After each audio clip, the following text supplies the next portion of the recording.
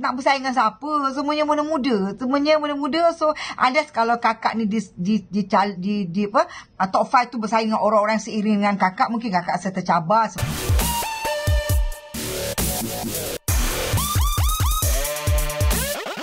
Kita cari jawapannya dalam kapsul hiburan di HTV Apa Kes? Okey, pertama bersyukur pada Allah yang teramat-amat, dan terima kasih kepada ahli keluarga, terima kasih kepada penyokong-penyokong. Wah, macam banyak dah penyokong, kepada fans club yang memang di hujung-hujung usia begini ada juga tertubuhnya fan club, dan orang-orang yang menghargai bakat kita, orang yang suka dengan hasil kerja kita. Memang perasaan ini adalah perasaan saya nak sharekan dengan semua orang yang menyokong karya saya daripada awal pembibitan hingga ke hari ini. Bolos top 5 ni memang benda yang tidak dijangka, apatah lagi dikategorikan watak antagonis. Maknanya nak tengok I ni jadi jahat, nak tengok karakter tu yang begini baru dianugerah. Tapi bersyukur sebenarnya sebagai pelakon kita ni apa saja watak, tak kisahlah watak heavy drama ke komedi ke, so bila dicalonkan pun itu dah menunjukkan kata orang tu pengiktirafan yang sangat besar bagi kakak di usia-usia begini untuk bersaing dengan orang-orang muda. Macam kakak cakap tadilah, pencalonan awal pun dah rasa teruja.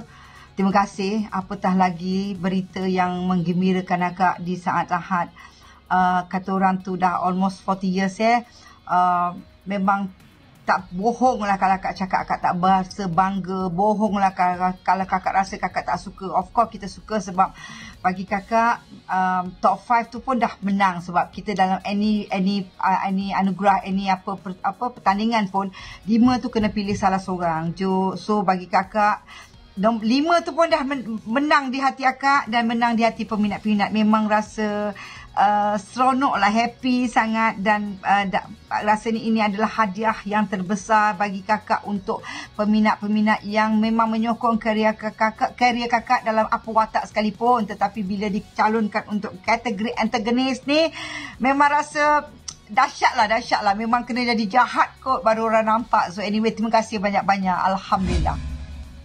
Okey, kalau kita bercerita ataupun nak berkongsi tentang kempen ataupun apa saja, sebenarnya dalam setiap pertandingan memang ada menang kalah. Sebenarnya kakak tidak beria sangat. Memang cerita betul ni, memang kakak bukanlah orang yang kakak ni aktif di media sosial lebih kepada untuk ikut perkembangan semasa, untuk begitu aktiviti. Tapi sebenarnya kakak ni bukannya orang yang undi kakak, tapi bila dah diberitahu kita nak respect orang punya anugerah, kita nak respect orang punya acara ni, so kita digalakkan untuk berkempen untuk meraih sokongan. Tapi sebenarnya bagi kakak, secara tidak langsung bila kakak dah mempromosikan diri kakak di ruang media sosial ni, itu antara kempen kot. Sebab kakak ni tidaklah beria sangat. Macam dulu kan kita ada surat khabar, kita tulis, tapi kakak bukanlah. Tapi itu masing-masing punya cara. Bagi kakak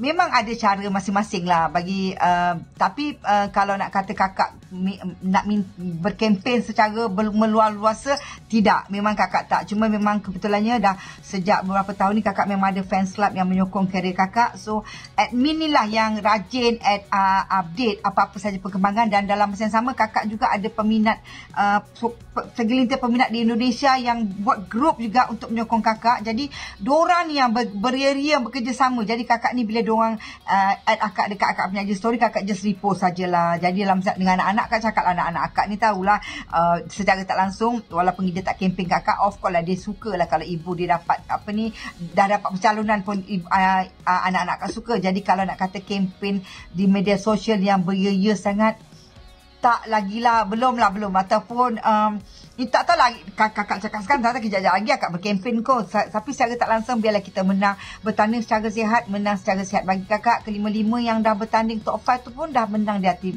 masing-masing. Cuma itu akak percaya kepada rezeki Allah lah. Rezeki Allah. Okey, komen apa ya? Nak komen tak boleh komen dah sebab ni orang berusia ni dah tercalon.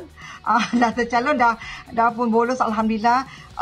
Kakak tidak boleh kata ya dan tidak boleh kata tidak. Tetapi memang kita tidak nafikan populariti seseorang tu. Orang suka tengok orang muda, orang suka tengok orang cantik. Untuk mengecap populariti tu memang kita kena ada benda tu. Jadi bila kita kata popular, memang mana-mana pun popular tu biasanya bayangan kita orang muda yang memang popular. Tapi kalau kata orang yang berusia tu, bukan kata payah, tetapi kita bekerja, bila kita bekerja, kita buat yang terbaik secara tidak langsung, kerja kita tu bila kita buat yang terbaik, automatik kita popular. Jadi sebab itulah rasa macam terkejut juga, yang teruja juga sebab kakak di antara pencalonan awal pun bersaing dengan orang muda, tiba-tiba bolos top 5 pun bersaing dengan orang muda. Of course lah soalan tu memang relevan lah dengan persoalan awak tadi tu, yang di mana anugerah bintang popular ni memang kita tak nafikan rata-rata memang orang popular. Nak atas stage baju cantik, baju glamour memang orang muda. Tapi kalau orang tua nak atas stage, dia kenalah seiring dengan usia dia. Jadi ada benar je, ada tidaknya. Tapi macam bila kita dah diiktiraf untuk sama-sama sebaris dengan artis muda yang popular, kita pun rasa kita macam popular lah juga. Walaupun sebenarnya dalam hati kita sebagai artis yang dah berusia ni, sebenarnya apa yang kita buat adalah yang nak buat yang terbaik saja. Buat yang terbaik supaya kita automatik jadi popular. Jadi ada betul dia, ada tak betulnya. Cuma kalau bolehlah anugerah bintang popular ni kita kena pandang juga dari segi sudut orang-orang yang dah lama, yang dah veteran, yang memang buat yang terbaik, yang dah pernah popular pun dulu. Dah pernah popular. Kebanyakan mereka yang masih yang kekal dalam industri ni, mereka dulu pernah popular pun. Tapi ialah macam kita bagi peluang pula orang muda untuk merasa nikmat populariti itu dalam bidang seni ni. Memang kita tak nafikan bidang seni kita ni memang orang nampak populariti. Dalam masa yang sama, kalau kita nak mengekalkan populariti tu, kita kena jadi yang terbaik. Jadi memang kita tidak boleh menidakkan anugerah bintang popular ni orang nampak daripada segi orang muda saja. Okey, setiap pertandingan mesti ada kalah, ada menang. And dah dicalonkan pun bagi akak dah menang di hati peminat ataupun yang menyanjung ataupun yang menghargai kita. So bila dah bolos top 5 tu, bagi kakak itu semua kerja Allah. Nak kata harapan menang tu tak tahulah nak cakap. Sebenarnya bila dah dapat top 5 tu, bagi akak dah menang lah. Menang di hati masyarakat. Dan kita dalam pertandingan, bila ada pertandingan 5 top 5 ni memang kena menang salah satu. Jadi maknanya bagi kakak, walaupun orang lain menang, tak kisah siapa-siapa pun menang, kita pun dah menang di hati peminat. Jadi kalau nak kata harapan menang tu, tak tahulah, rasa berbelah bagi juga. Sebab kita ni bukanlah ramai sangat peminat. Akak ni sebenarnya kalau ikut followers kakak, kalau ni dibandingkan dengan, kan kita ni populariti ni bergantung kepada followers, pada peminat diorang. Kalau fikirkan diorang punya followers yang berjuta-juta ni, kakak memang jauh sangatlah untuk mengecap kemenangan itu. Tetapi dapat bersaing, dapat top 5 ni pun dah menang di hati masyarakat. Kau tak mati? Orang yang berkorban untuk kau, orang untuk kau kata gini kan? Aku tengok kau bukan main lagi ya. Masa arwah tu meninggal, kau menangis, melalak, kono-kono dan hisap. Tapi hari ni, orang yang tak bersalah tu yang kau salahkan dia. Orang yang tak dosa tu kau salahkan dia. Aku nak ingatkan kau ya. Kau doa banyak-banyak. Supaya besok kau melahirkan anak kau tak mati. Sebab kalau kau mati, aku takkan mengalirkan walaupun setitik air mata aku untuk kau. Kau dengar? Memang kita tak nafikan dalam perjalanan seni kita tu, kadang-kadang kita tak tahu tuah memang kadang-kadang ada benda yang kita tak sangka menjadi.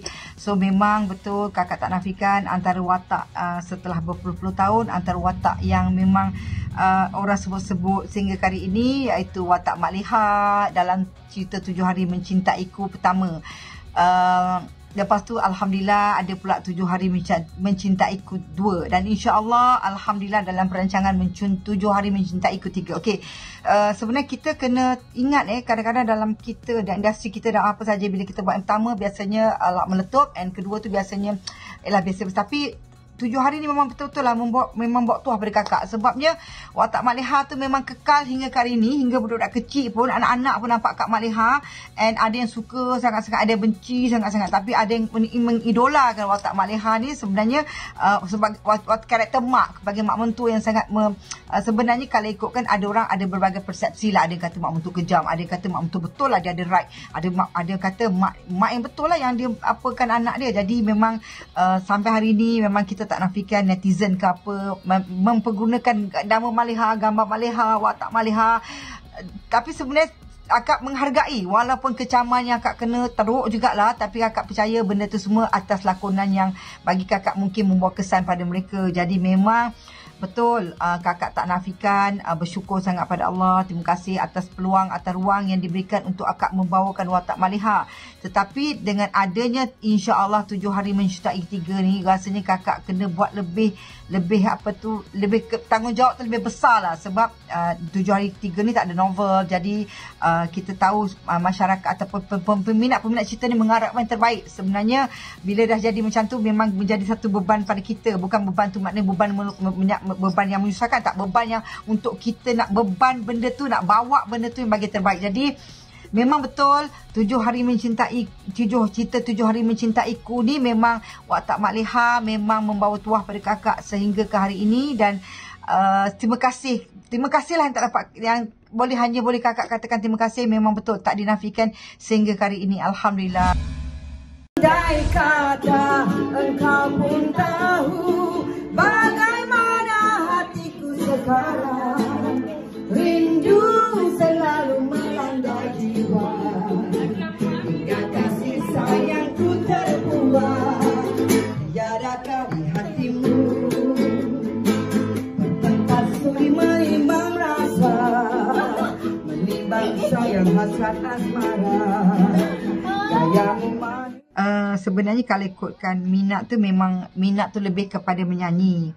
Tetapi rezeki lebih ke arah lakonan. Tapi sebenarnya ramai yang tak tahu, dah banyak kali dah saya share dengan mana-mana ruang lah, di mana bila saya berlakon tu saya banyak menggunakan suara saya sendiri. Termasuklah filem Marah-Marah Sayang, drama Punjau Rindu Saya, cerita Pagar-Pagar Cinta, filem orang lain pun saya menyumbang suara. Sebenarnya memang kita akan cakap okey, bila kita minat menyanyi, kita nak jadi penyanyi yang betul-betul penyanyi. Macam tu juga bila jadi pelakon, kita betul-betul nak jadi pelakon yang betul-betul jadi pelakon yang betul-betul boleh menambat hati yang menonton lakonan kita. Tetapi sebagai manusia, kadang-kadang kita takkan dapat apa yang kita nak, tapi Allah tahu, Allah akan bagi kita apa yang terbaik untuk kita. Kalau sebenarnya masih lagi menyanyi dalam acara-acara majlis tertutup ataupun majlis terbuka, kalau ada ruang menyanyi, masih lagi menyanyilah, bukan kata stop. Tinggal lagi rakaman album ni tak sama macam dulu kan. Kebanyakan artis sekarang ni sanggup keluar duit untuk keluarkan album mereka sendiri. Zaman-zaman kakak dulu, kakak pernah ada full album, pernah ada album duet. Tapi masa zaman itu kita ni company yang bayar, everything semua diorang uruskan. Tapi zaman sekarang ni kebanyakan artis keluarkan duit sendiri untuk merakamkan album. Jadi saya juga tidak menafikan sekiranya nanti satu hari untuk meninggalkan kenangan kepada peminat-peminat yang nak ada kenangan, ada buah tangan. Saya rasa saya pun insya-Allah ada juga keinginan untuk merakamkan album untuk buat kenang-kenangan. Memang tak dinafikan dalam jiwa saya ni memang nyanyian tu memang suka sangat.